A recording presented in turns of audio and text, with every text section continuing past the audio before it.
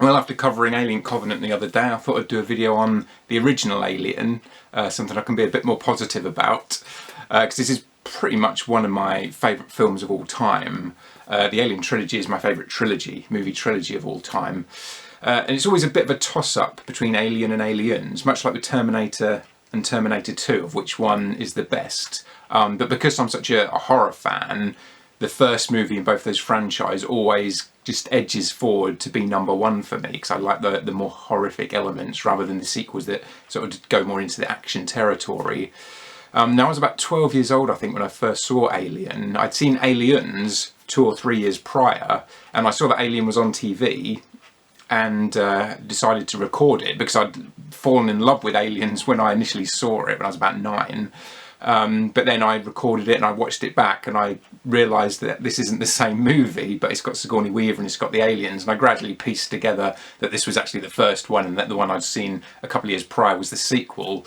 And initially I loved it, but not as much as Aliens, because it's a bit slower paced, and bearing in mind I was like 12 years old at this point. And also after Aliens, I had gone out and bought all the toys, because this was back in the 90s when 18 certificate movies could get toys aimed at children made for it, you know, Robocop, Terminator, Alien, Predator, I had them all. And all the toys were based on Aliens, all those characters, so that kind of made me biased towards Aliens as well. But once I had Alien on VHS and I was just watching it over and over and over again, I quite quickly fell in love with it, and it did become my favourite for reasons that I'll go into here. Now, firstly is the score. As much as I love Aliens, and the score of Aliens does kind of suit it, but at the same time, it's not a beautiful score. Whereas the score to Alien, I literally find beautiful. I think it's an amazing score. Alien 3's score, I think, is actually better, but Alien has got a really great score to it. And it adds, because there's a lot of beauty in Alien. Maybe it's just me, but one of the reasons I fell in love with the Alien design, even when I was 9 years old watching Aliens, is that I find it beautiful in a grotesque way. I mean, it's a gorgeous design of a creature, and there's a very sexual element to it once we get to Alien, which I think kind of appealed to me as well in a strange way. Because the alien in this first movie, and this is something they've never really replicated in any of the sequels, it's only in that first movie, it's a very sexual creature. Just the way it kind of slowly moves in some scenes, and obviously, you know, the head is just a big black penis. The way it rapes your face and forcibly impregnates you, it's all very sexual. And there's a scene near the end where Lambert gets killed, where the last you see of her is the alien tail slowly coming up between her legs. Then you see this kind of shuddering, horrified look on her face, and the next you hear is, over the intercom, these bizarre noises coming from Lambert as she's being killed. And you can just imagine where that tail went and what kind of horrific death she got there. So that all appeals to me, and I kind of wish it was something they would bring back to the Alien. But I guess once you've got the alien moving quickly, part of this the sort of element of sexuality almost about that first Alien was how it slowly moved, whereas you can't really get away with that once you get into sequels and everyone's seen the alien. It has to move a bit quicker and be a bit more action orientated, I guess, which is fair enough. Same with the pace of this film. I mean, another reason why initially as a 12-year-old I wasn't as keen on Alien as Aliens is because it's quite slowly paced at the beginning, which is once again something that just you don't get in movies now, especially once you get to the 6th or 7th film in a series. How can you still have a slow build up to it? We've all seen the Alien before, but if you're into this universe, which I am, the slow pace doesn't feel slow. It feels like a build up rather than slowly waiting for something to happen. And I mean, at this point in time, when this movie came out, people were into Star Wars, which is all, you know, white and glossy and very sci-fi fantasy, whereas Alien is far more my kind of sci-fi, where it's dirtier and more sort of gritty, and it just looked real. You know, there wasn't anything particularly snazzy looking about the Nostromo. It's kind of looks like a bit of a dump, because it is just there as an industrial unit, and these guys and girls working on there, they don't care about the majesty of the universe and the beauty of the stars outside the windows. They're just doing this job for the money. They want to get it done and go home. And I just like that feeling of realism. You know, Star Wars doesn't feel like something that would ever happen. I don't believe that in the future Earth is going to be like Star Wars. And I know Star Wars isn't set on Earth, but you know. Whereas Alien, and what I liked about the first 3 Alien movies is they all felt like that could be the future. This could be our society in, you know, 1,000 years' time or something. I could see that. It just feels real. Now, another thing this movie gets right, and very few movies get this right, and it's especially important to me with horror movies, is not to make it too obvious who the main character is going to be. Most movies nowadays, they just shove it in your face. The first scene is of the main character and they get loads of backstory where none of the other characters do. And it's a real pet hate of mine because it takes away all the tension. If I know that character is going to survive, then I'm not going to get invested and scared and frightened and upset and adrenalised when things happen to them, because you know what's going to happen. And 2 great examples of this from this franchise is in Alien vs Predator and Alien Covenant, where you've got I think it's Lex, the girl in Alien vs Predator, and Daniels in Alien Covenant. And right from the get-go, these 2 characters are blatantly attempts to replicate the Ripley character, but they shove them in your face right at the beginning. They're the ones that get backstory. They're the ones that are always right about everything. They always know what to do in any given situation. They're always at the forefront of the action. And it's boring because there's no development there. Those characters are the same at the start of the movie as they are at the end of the movie. Perfect, you know, heroic, capable, leader material, and so it's not exciting to watch. Whereas with Ripley, she's quite in the background. I mean, most of the crew of the Nostromo get the same amount of time and character given to them and lines. Maybe Lambert and Brett are kind of in the background a little bit more. No one thinks they're going to be the survivors. But the rest of the crew, they're all given the same amount of time, and really you probably think Kane or Dallas are going to be the survivors. I mean, Kane's the first character we're introduced to. He's the one who's at the forefront up until the point he gets killed, at least. You get to see Ripley's character grow into the role of hero and survivor. She's not just that straight away and the same all the way through. And especially if you watch the trilogy, you really get to see her character grow and develop, and it's a great journey that she goes on. Now, the effects in this movie actually really hold up. Even though the technology that they're using looks kind of retro, it doesn't look fake. There's only one effect in this movie that doesn't hold up, and it's right at the end.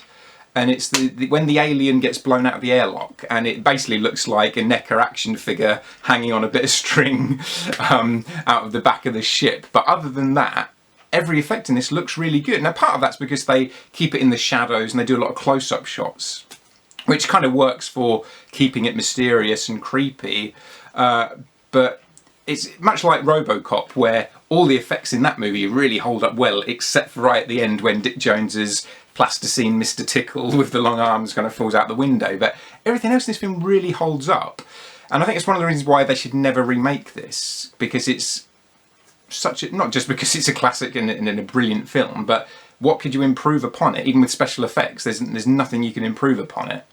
So I hope to God they never remake this film, because I think I would have to boycott the cinema if they did. I don't know how else, other than complaining online, I don't know how else I could punish Hollywood for such an atrocity other than to just never go to the cinema again for any movie. Just like completely cut off that revenue from me, at least, because that would be crossing the line. It was bad enough remaking Ghostbusters and RoboCop, but Alien that's the straw that would break my back on this situation. I love the sense of mystery about this film, and it's unfortunately gradually being demystified, which in some ways is unavoidable once you start making loads of sequels. This happens to a lot of horror franchise where you get to the 6th movie and you have to start over-explaining things. But in this movie, they set up so many mysteries that really take you into the world that you're watching and expand it quite cleverly. Like when they find the derelict ship. And this, even though the film's called Alien, this derelict ship isn't the alien of the title of the movie. We go in this bizarre-looking craft, this sort of really inhuman, unearthly looking craft, and see this giant creature with this elephant nose that goes into its chest, and it's growing out of the chair, and there's just something amazing about it. The idea of this creature that is somehow biologically connected to the ship. I mean, is it all a part of him? How did he be connected to it physically like that? It's just so amazing and mind-blowing, and it really sparks your imagination.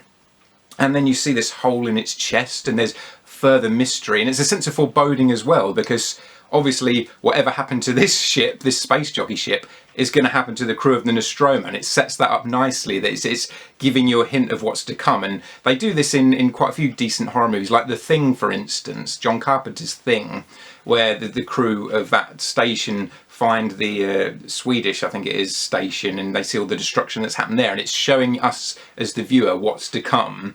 And it's not, you know, it's not giving too much away, but it is just giving you a sense of foreboding and dread of what's to come. And then they go down in, well, Kane goes down into what everyone thinks is a cargo hold, but I always completely interpreted this differently, because I might be misremembering this, but I thought that when Kane goes down under the ship, it was kind of a burn hole rather than just where a grate had been released. So I thought the alien that had popped out of the space jockey had burnt a hole in the bottom of the ship and gone down into these, you know, caverns underneath. And that I assumed that, especially because I'd seen Aliens, I assumed it was the Queen that had burst out of the space jockey, caused his ship to crash. Then she burrowed under the crashed ship, got into these caverns, laid all these eggs, and if Kane had explored further into those caverns, he would have eventually found the Queen strung up as she is at the end of Aliens, you know, on a harness thing, and maybe she'd be in hibernation or something, and that she had laid all these eggs, and that then later on in the events of Aliens, you know, the alien pops out of Newt's dad, and he senses the Queen, he goes and awakens her, and they move the nest into Hadley's Hope. But once I got online and started seeing other people's opinions of the film, everyone else, and I think even Ridley Scott, says this was the cargo hold and the space jockey had actually been transporting those eggs, which I'm not as keen on, because I like the idea that the space jockey just stumbled upon the alien. You know, the space jockey isn't connected to the alien, we're not connected to the alien, we're not connected to the space jockey. That expands the universe, because now you've got 3 different species all through sheer coincidence colliding together. That to me is more mysterious, and it makes the universe seem bigger. Once you start over-connecting everything by saying, oh, the engineers made the alien and they were transporting them, and now obviously with these prequels we know that, you know, the engineers made humans maybe, and a human robot made the alien. Connecting everything like that, that shrinks the universe. You know, I want to see universes expand in sequels and, you know, prequels or whatever, not retract. And then the more everything is connected and everyone knows everyone and they're all connected in the past and the future, the more it retracts it. And I don't think this works very often in films. You know, a good example of it is when you find out that Luke is, you know, Darth Vader is Luke's father in Star Wars. That was, you know, really, wow, it's his father. Everyone loved that. But then you've got, you know, Chewbacca being friends with Yoda in the past and fighting alongside each other, C-3PO being built by Darth Vader, even Leia being Luke's sister, I don't think really works or is necessary, and it just seemed like an attempt to replicate the oh hell moment of Darth Vader being Luke's father. It's kind of unnecessary. And as I say, it makes the universe seem smaller, so I prefer my idea of the space jockey just stumbled upon the alien. It maybe even landed on the alien homeworld, and it, you know, a facehugger got on board, got on the pilot, shit went down. But in this scene obviously leads to one of the 2 most iconic scenes in the movie, both of which involve Kane. And now, even if you haven't seen Alien, I think everyone's aware of the moment the facehugger jumps out of the egg and the moment the chestburster pops out. And this, even when you've seen this film a few times, it's still cut in a way, and the sound, the sort of shrieking sound it makes, it still kind of can make you jump a little bit, even though you know it's coming. It's a great jump scare. It actually earns the jump scare. It's not like a lot of movies where they throw in a fake jump scare, like you walk around a corner and you bump into your friend, or you close the mirror and someone's standing behind you. This earns the jump scare because it's part of the story and it's been built up to, and it actually is something scary happening. It's not just there to make you jump. Something terrifying has just happened. And then obviously that eventually leads on to the next scene where we get the chest burster. And you know, a lot of people, there's this kind of old wives' tale that none of the actors knew what was going to happen, and it was really shocking for them. And it's not really true. They knew there was going to be a chest burster scene. They just didn't know it was going to be quite as bloody as it was, and grotesque. And the actress who plays Lambert got sprayed with blood in the face, and her reaction is legitimate because she didn't know that was going to happen, and so she's really shocked by it all and disgusted that she's been sprayed with fake blood. But that they did know there was going to be a chest burster. I mean, it would be very hard to do that scene with all the special effects set up without them being aware of it. Obviously, it is fun to think that they didn't know, and that they're they're in the same position as us of seeing this and being, oh my god, what's happening? But I hate to say it, but it is not true. They did know that that was going to happen. And there are two main cuts of this movie, the theatrical cut and the director's cut. And I seem to be in the minority that I much prefer the theatrical cut. Now this comes down to two scenes in the movie. One is a very well-known scene of Ripley finding Dallas and Brett stuck up on the wall turning into eggs. And I really don't like this concept of the whole egg morphing. I just think it's kind of silly. As I said earlier, one of the things I like about the Alien trilogy is there's a sense of realism to it. Now, of course, this creature is an alien, and you want it to seem relatively alien and not be too human or earthly, but there is a line you can cross between making something seem bizarre and alien and then it just getting a bit silly. And I think morphing people into eggs goes into the silly category because there's a redundancy about it, so the alien has to find a human to turn into an egg, then another human for the egg to face hug to turn into to give birth to an alien. It just, if you're going to go that route, why not just have the alien itself impregnate a human and the baby alien comes out, rather than this sort of roundabout way with you needing two humans now. It's just not very efficient. And I really don't like the concept at all. And especially because I love the Queen, I love the design of the Queen and everything. I obviously don't want to cut her out of the life cycle. So I'm not a fan of that scene being in the film. And I think it's creepier not knowing what happened to Brett and Dallas. I mean, I just assumed the alien ate them anyway. But the second scene is, and I have no idea why they cut this out of the director's cut, but there's a scene of Dallas just before he's about to go into the air vents, the air ducts to look for the alien. He goes into the Mother control room, with all the blinking lights around him, and he's asking Mother, what are my chances? And Mother just coldly replies, does not compute.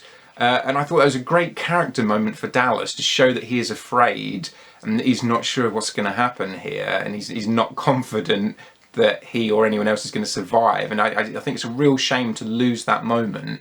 And so for those two reasons, I never go back to the director's cut now. As soon as I knew there was a director's cut with extra footage, I had to see it just as a curiosity because I love Alien so much. But I'm glad I saw it as a curiosity, but I think they're best left as cutscenes personally. Another sexualised element of the film is Ash, the android. Now there's the obvious thing of, the white liquid that comes spewing out of his mouth, and we can all kind of use our imaginations there. But also, when he tries to kill Ripley, of all the ways to do it, he decides to roll up a pornographic magazine and try and shove it down her throat. Now you wouldn't think that's really a very efficient way to kill someone, especially for an android who I guess has got a computer brain to work these things out. Why does he try and kill her that way? And it's almost more of a sexual assault than it is a murder attempt. I always got this sense that he had this growing frustration towards Ripley because she's always questioning him and second guessing him, and you can see it in his face that she just frustrates him, and it's almost like the frustration has boiled over for him, and he's sort of taking it out in a sexual manner on her. And in some of the behind-the-scenes footage, it's been said that even though he's a robot, made to look human, he's not anatomically correct down there, and maybe that also adds to this sense of frustration for him and why he has to create a phallic-type object out of a pornographic magazine to try and kill Ripley with. Which I kind of like. I like these sexual elements. I think it adds an extra ickiness to the horror, because for a lot of people, what would be worse than violence? It's sexual violence. There's something just more of a violation about that when there's anything sexual involved, and that is sort of prevalent throughout this film with the alien. The idea of, maybe for men who don't see it as much in movies and that, there's quite a lot of female rape you'd get in movies and TV shows, but you'd very rarely get male rape. And in this, it's male rape when that thing latches on his face, shoves his genitals down his throat and impregnates him. So there's my quick overview of Alien. I just wanted to go into the details of that film that I personally love. I know I haven't gone into every single detail and plot point in the movie, but I just wanted to give kind of my own thoughts on my favourite elements of that film. So thanks for watching, and this is Rod signing off.